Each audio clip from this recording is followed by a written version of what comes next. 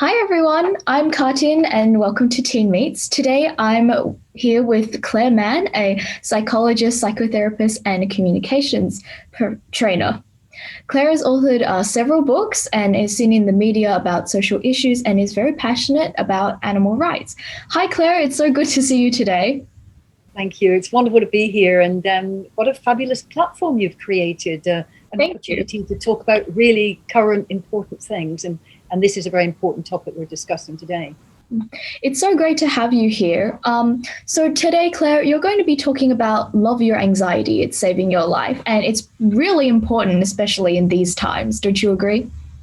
I totally agree with you, and I think particularly for young people, of course, there's a lot of uncertainty in the world. There's a lot of conflict. There's people don't know what's happening with health and environment and jobs and all sorts of things. So I think there's a heightened sense of sort of pressure on people, and anxiety is a normal, natural response to when we feel fear or we're uncertain about things. Yeah, So it's a very important topic and worthy of our discussion. mm. I definitely feel that, especially for teenagers, young people, students, everyone really, they have a lot of, kind of anxiety sort of triggering events in their lives, like school, workloads, final exams, friendship, relationships, family, everything just it can be a lot sometimes. And so I think it's definitely relevant for a lot of people today. So I'm glad that you can provide your insight. I think you're absolutely right. And there's so much pressure, so much workload, in fact, but Mm, also social media plays a big role.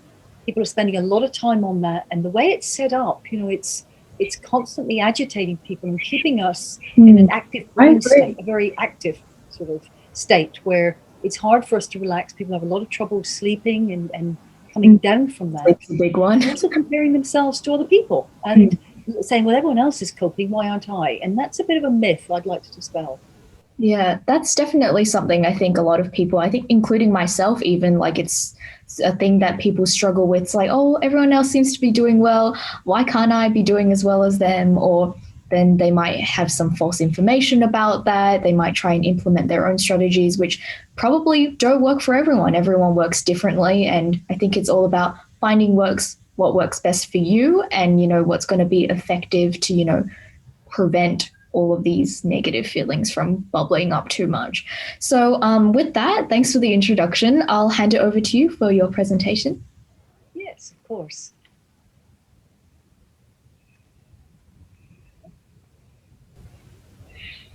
You can see that nice and clear. Yep, looks good. Wonderful.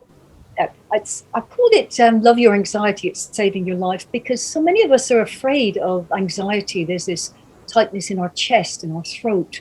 There's a sense of panic, and all these negative thoughts go through our minds, sort of thing. But I say love your anxiety because it's shouting very loudly at you to say something is way out of kilter and you have to change something in your life and attend to it. And I deliberately chose a tiger because, if we were running around and a tiger chased us, we go into fight and flight mode. We Yeah. either, have to run or we have to stay still and try and defend ourselves. And Hmm. there's that sort of response in our nervous system that helps us to react very quickly.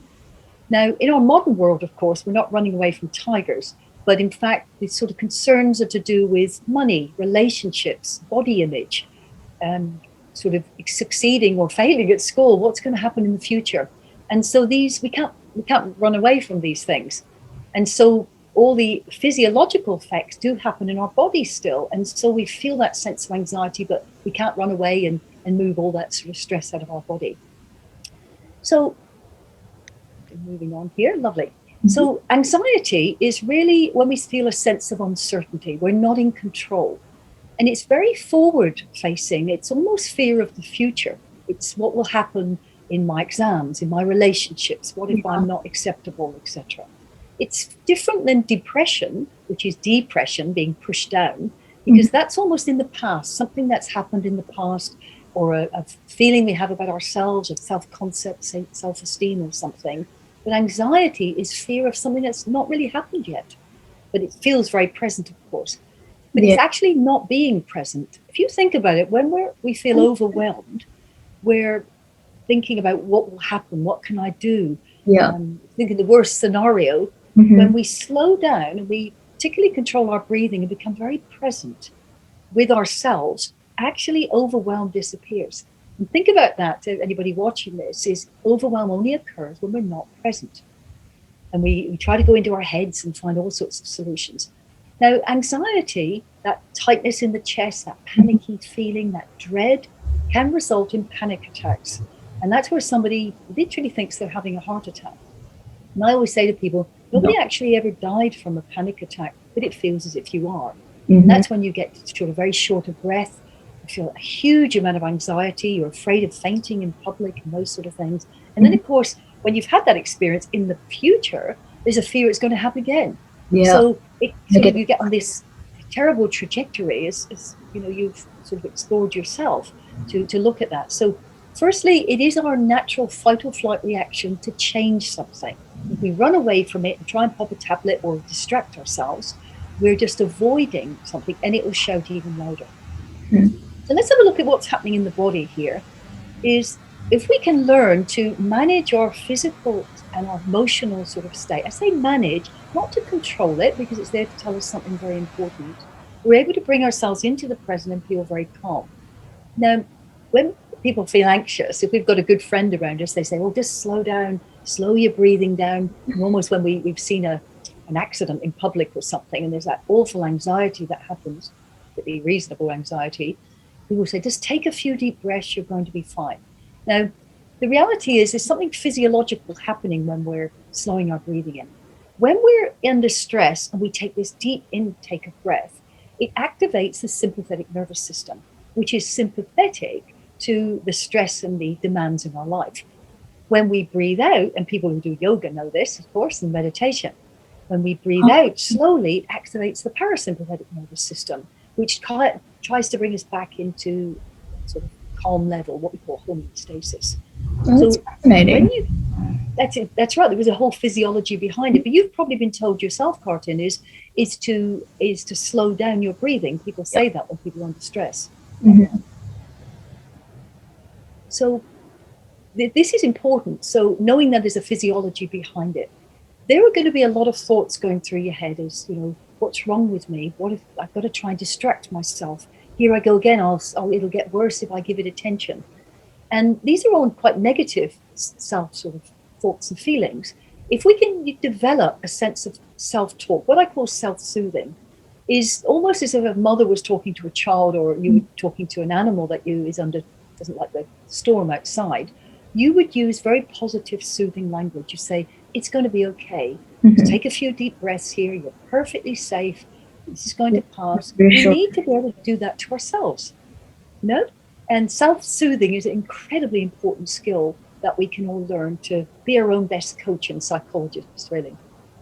Yeah, particularly for young people, and I'd like your view on this, Carton, really, is we've got to learn to have downtime. Yeah. We're always on our game, trying to achieve things. So important. And that allows our body to regenerate. What are your thoughts on that? I definitely agree. I think this, like particularly my generation, like we're growing up, and I think a lot of kids, they're learning younger than ever, like to kind of like hustle, like work as hard as you can, like get a job, maintain grades, like, do all of these things, handle relationships, handle friendships, like they're trying to do everything. And that's starting, I've noticed, like younger each kind of time. And I feel like a lot of people get caught up in that sort of, oh, I have to do everything, I have to accomplish so much at such a young age, that we kind of forget that we're still young, we're still kids. And, even adults, like they have to remember, oh, I still need to put myself first. I still need to have time to take care of myself, because otherwise, I'm not going to be working as efficiently. And, it can be hard to kind of, keep sight of that when it feels like there's a million and one things to do. But I think it's definitely one of the most important things that you need to kind of keep in mind. Like, am I working myself too hard? Maybe I need to take a step back and just kind of calm down a little bit, because, life's not all about working, and it shouldn't be, especially when it's getting into your head and things like anxiety and depression and things like that. Yeah, I think you're absolutely right. The thing you said at the end as well is life's not meant to be like this. What happened to fun? What happened to, just enjoying life and exploring, as opposed to it all being about work? And I think there are some parents that impose enormous pressures on their children to do well. You'll be fine if you just sort of get through this. And then they go into the workforce and it all starts again. And before they know it, they've learned how to make a living, but they've never learned how to live and have fun and downtime. And if you think at the end of our lives, I don't think we're going to be saying we wish we spent some more time in the office. It's not going to happen. Absolutely. So that's important. But I'm a great person for routines. If you can put regular time, and I call it a no exceptions rule, put it in your diary, make it happen so that is you time. If you were there to have to be at a class or a particular commitment, you would be there. Make that downtime with yourself and make it a no exceptions rule. I know I have routines and practices. I've been doing yoga for years, decades, in fact. Wonderful. Yep, 10 to 15 minutes, 3 or 4 times a week. And that just brings me to a sense of calm. I create that sort of little sanctuary. I think that's great. Yeah, but people have to do that. Go and walk the dog. Movement is incredibly important in exercise. But I'm also a great advocate of meditation. And a lot of people go, I couldn't calm my mind. Is that something you've got into, Carter? I've definitely tried various forms of like mindfulness and well-being and things like that. My school is really big in making sure that we're, calm, trying to, have some inner peace and things like that. And I think that's a really great start, especially sometimes students, especially myself, like we have a hard time just like relaxing because we feel like, oh, I should be doing something else or I should be studying and things like that. And I think I definitely would be very interested in trying to, kind of come back to having some time for myself, whether that's like meditation, exercise, yoga, or just kind of like 10, 15 minutes of just being quiet, like away from the screen or not trying to read or, do anything while I'm like focusing on myself. And I think a lot of people, especially like really busy people, kind of get confused between mindfulness and kind of wasting time because they don't really understand that mindfulness, it doesn't have to be like 2 hours long, like hiking in the wilderness. It can just be, a couple minutes away from your desk, not trying to worry about the next thing that you have to do and just kind of, I think it's a lot about like slowing down and understanding like there's no huge rush. Like there's no kind of like, it doesn't need to be as strenuous as things are. And I think that's something that everyone should keep in mind. I know that's something I need to work on as well.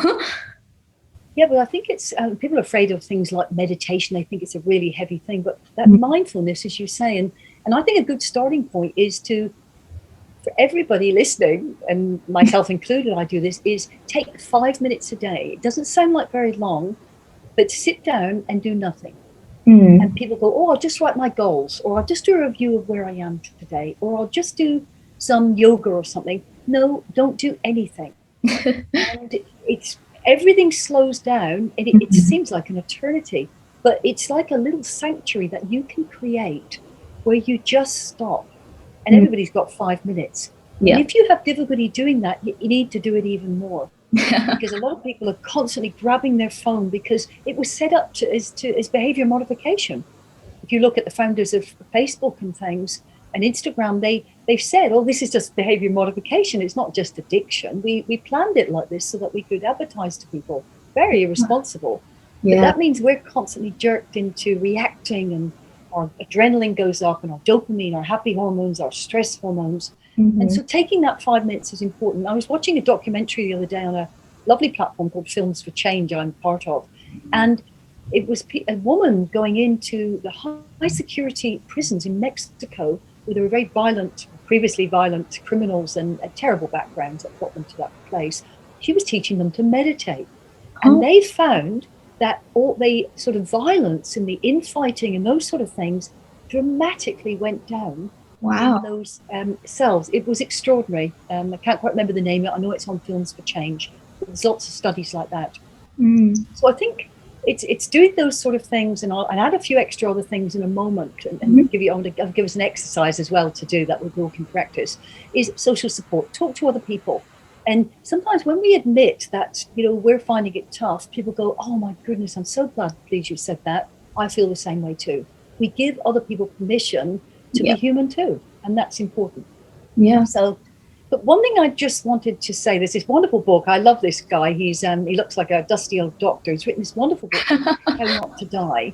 And it's literally on diet. He's got 2,000 videos on his website. I think it's called nutritionfacts.org. But one fact on there is there are happy hormones and there's stress hormones. Serotonin is what we call a happy hormone, which lifts our mood. It makes us feel hopeful. 90% of serotonin is actually created in the gut, in what we call the microbiome. So when we feel stressed, of course, we often eat very sugary things. We have caffeine, we eat junk food. And that is interfering with the healthy bacteria, the internal flora. But if that's responsible for 90% of creating the hormones that influence our mood, that is something we really need to get into place. So I wholeheartedly suggest this book. It's so readable, and he looks like a dusty old doctor, but he's very witty and funny with all the science behind it. I'm sure I can tell by the title. Diet is going to be important, and being hydrated. A dehydrated body can't deal with stress in the same way that absolutely hydrated one can. Yeah. We've then got this most important thing, and I've been studying sleep over the last year or so. Fabulous is I think a YouTube video by Matthew Walker, Why We Sleep. And I'm reading it for the second time. It's one of those really readable books. I love watching videos, of course. Now, people have in Western world have a lot of difficulty sleeping. All mammals, human animals and non-human animals, appear to need 7.5 to 8 hours sleep. A lot of people say, oh no, I don't need that. And there's very few, a minuscule amount of actual sleeping disorders. Most of our disorders are modern in our stressful lives. But I'll tell you something that's really important, Martin. When our sleep at night goes through about 4 different stages, and there's a time at night when the top of the spinal column opens and passes a fluid across the brain that kind of processes the emotional and stressful reactions of the day. Isn't that cool? That is so interesting. I didn't know that was a thing. That's kind of... I didn't. But the problem is if we're not sleeping properly, we don't go, I think it's to the 3rd stage or something, or we wake up prematurely when we haven't finished that complete one, particularly our REM sleep, rapid eye sleep movement, we're having sort of dreams and things. That process is not happening. So we then go into the next day with all these unprocessed stuff physiologically. If we get the physiology in place, we can not just think we're subject to all our thoughts and reactions. That's very, very important. So, and that's why we have people that come through deep trauma, they have huge losses or they're in war situations, and they have post-traumatic stress disorder. They are woken up by memory of what's happening, and therefore they don't have that sleep. So you've got this vicious cycle that the body physiologically can't sort of process that. The wonderful thing is, well, I wish I knew this when I was a student. Our memory consolidation is much better if we learn something. Say we're studying for an exam, we then have a good night's sleep. We are able to recall facts more than actually staying up and burning the midnight oil, having less sleep, getting up early and trying to cram again. Yeah. We actually can't access that information in our brain. Simple little things like that. So it feels counterproductive to, I should get that bit of extra studying in. But in fact, it's easier for us to access that information when we're asked to recall it. So sleep is going to be important as well. And we feel more anxious if we don't get it, of course. Yeah, I think that's something extremely important. I know that I'm guilty of this. A lot of my friends are guilty of this. It's kind of like we always hear like, oh yeah, we need sleep. We need 8 hours or more, that sort of thing. But I definitely think that everyone will just like feel the difference, like when you have like 6 or 7 compared to like 8. Generally people are a lot sharper. And then I feel like this links with what you were talking about earlier about how if we haven't slept enough, we haven't had enough time to process those emotions from the previous day that just happened. So I think that's definitely one of the reasons why you meet someone hasn't had enough sleep. Clearly they're kind of stumbling around, they're a bit cranky, tired, irritable, and I think that's definitely something which we all need to work on. I know that it's difficult, but yeah. Well, you've noticed it, practically when you see people stumbling around with, oh, I want a coffee or whatever. Coffee. If someone has literally an hour less than their body really needs, it's when they get in the car, it's as if they've had a glass of wine. It's that different. And what we're finding as well, the research is showing us, is that we can't read properly the non-verbal information when people are talking to us. So if you think of the arguments and the conflicts that people have, it's because they're not able to access the internal images of trying to make sense of those facial expressions. So they think people are looking at them a bit crooked. It starts an argument. It looks like raised eyebrows when it's not. It's because we physically can't access that information. So there's no bad news involved in a really good diet, whole foods, and also having good sleep and downtime, and we'll be far more productive. So that's important. But there's something I want to talk about, and I'll give you, I'm going to give us an exercise as well. Have you ever heard of the Heart Math Institute, Martin? I have not. Yeah, this is really cool. They've been around for about 20 years. And you probably didn't know, as I didn't know before I came across it, in the physical heart, there are 40,000 memory type neurons similar to what's in the brain. So our physical heart keeps memory. And it seems to be when there's an emotional situation, our physical heart is its coherence, its heartbeat, the regularity of that is changes before it happens in our brain. Isn't that interesting? I didn't know that. That's really That's interesting. right. And when we're under a lot of stress, and I'm going to give you a few stats in a moment, and to do with anxiety and depression and stress and whatever, when the heart waves are out of sync with the brain waves, we are prone to stress and anxiety. It's a very simple technique I'm going to show you that you can immediately start to alleviate that anxiety. Let's have a look at this heart math, and it's about controlled breathing. With over 11,500 people, there were improvements in their mental and emotional well-being in just 6 to 9 weeks using this particular training. Now, there's all sorts of trainings on that site, but I'm going to teach you a technique tonight. But look at these improvements. 24% improvement in being able to focus. Sleep, we've just said that, 30% improvement. A 38% improvement in calmness, 46% drop in anxiety. Isn't that extraordinary? And 56% in depression. Oh, that's So huge. absolutely. And this is without taking a tablet. So heart math is when we do exercises that actually bring our heart waves and our brain waves into alignment. So would you like to learn an exercise? A very simple one that everybody can use. Okay. Now, firstly, I've talked to you about it, but is that breathing? So firstly, let's just become aware of our breathing. So perhaps we could do this exercise together. Good exercise, just put a little hand on your sort of chest, really. Just become aware, and it's usually very shallow. Okay, so just by increasing that breath and then breathing out through the mouth. And when we breathe out, we activate the parasympathetic nervous system. Doesn't mean when we breathe in, it's getting the sympathetic one going. It's when we do that when we're under stress in a sharp way that does that. But just try to breathe into the count of 4. 1, 2, 3, 4. Out through the mouth. 5, 6, 7, 8. And again, coming from the bottom. 1, 2, 3, 4. Out through the mouth. 5, 6, 7, 8. Now that breathing is coming up and it's going down. Now our heart is located on the left of our chest. As you breathe in, imagine the breath is coming up through the left, up through the heart. Just visualize it happening. It comes up and then you breathe down through the heart. You're breathing in. Visualization is very important in changing the physiology. Breathing down through the heart. Breathing up. Intention and breathing out through the heart.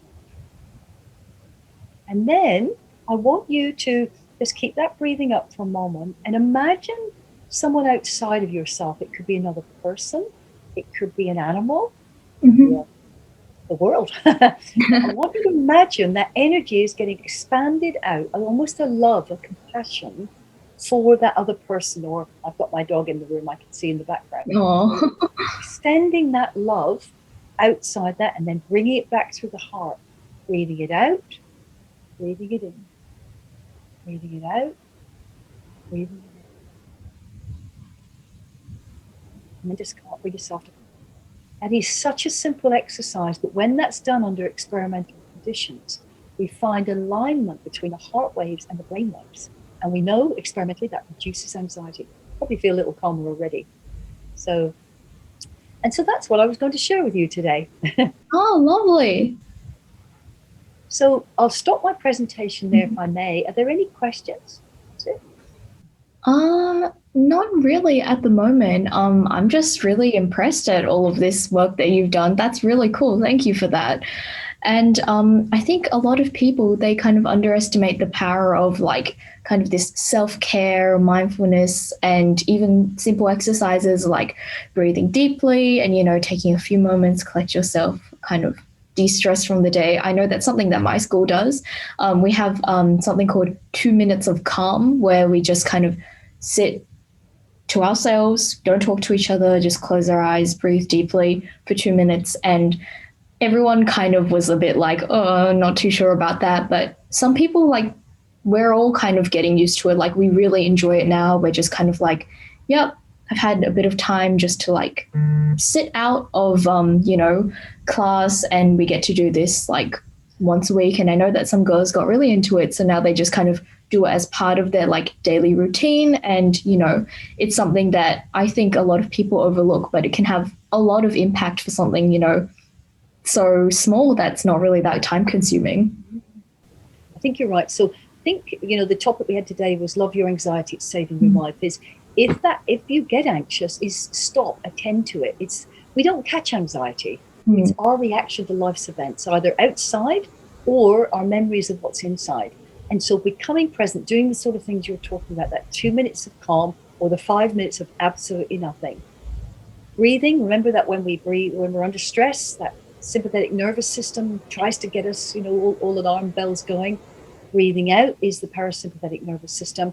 Getting our diet right, being hydrated, exercise, getting out of the house, sleeping well. Go and look at some of those videos, and have a look at the HeartMath Institute. And that simple little exercise really brings that brain and mind sort of thing and heart into alignment. So thank you for what you're doing. This is wonderful, and I wish everyone on TeenMeets, great success. Thank you so much for your insight today, Claire. That was really, really great. If anyone would like to find out some more about this topic or get in touch with Claire, please visit our website at teenmeets.com or our other various social media platforms. Thanks, everyone, and thank you again, Claire, for today. That was really incredible, and I hope we can be in touch again soon.